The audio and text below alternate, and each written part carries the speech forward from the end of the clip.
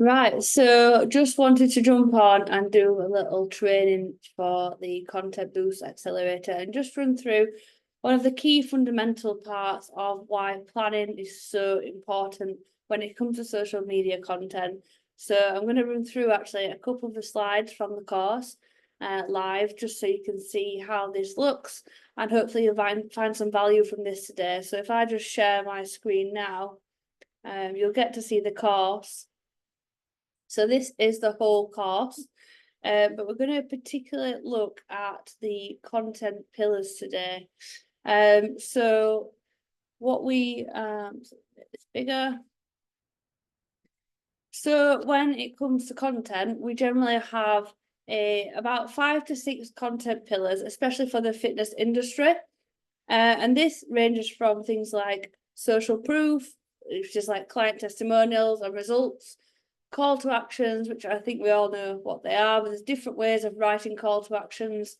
You could have this in a graphic, you could have it in a caption, you could have it in a B-roll video with text over the top, or just simply a speaking to camera video.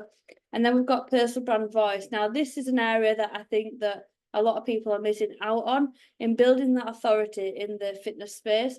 The fitness industry is a very crowded space, so it's important to put your message across authentically and communicate why you are unique and where your values lay, either to potential collaboration partners or to potential clients. So things like brand collabs can really sort of back up what you're saying and build that trust with your audience. So, for instance, if you get a collab with My Protein, for instance, or some well-known brand, that will make you become more of an authority in the fitness space on Instagram or YouTube. So your opinions on things, people want to get to know you and why they should work with you, you know. And this will mean that when you're communicating your personal voice and your opinions, then you will only attract the right clients that want to work with you. And then a get to know me. Remember, not everyone's been following you for the past sort of like however long you've had your business, 3, 4, 5+ years. Some people are new to the platform or new to your page. So it's always important every sort of 6 to 8 weeks to put on a get to know me or let me reintroduce myself type reel where they can get to know your achievements, a bit of brag post really. They're getting to know more about your qualifications and also the types of coaching that you offer. So onto the other content pillar then, looking at behind the scenes. So this can be easily achieved by B-roll, and what I mean by B-roll is simply you going about your day-to-day without no sort of voice or anything like that. Just set the camera up to the side of whatever you're doing and just capture that. 8 second to 10 second clips do really well at the moment on Instagram, putting captions over the top or putting long captions in the description box. Things like time-lapse videos are also great because you can get a lot in a short space of time. This could also be things like day in the life, week in the life, that sort of thing, vlog style for Instagram or YouTube. It lets people get to know you a little bit more and also mixes up the media. So you want to be thinking about different types of media as well. Thinking about creating reels, shorter and longer versions, some speaking to camera, some B-roll, and then you want to be thinking about graphics, quotes, client testimonials in both written and audio format, in video format. And then you want to be thinking about maybe some live videos as well. So mixing up the different ways you deliver your content is going to keep your audience more engaged. So lastly, we're moving on to expertise and informative.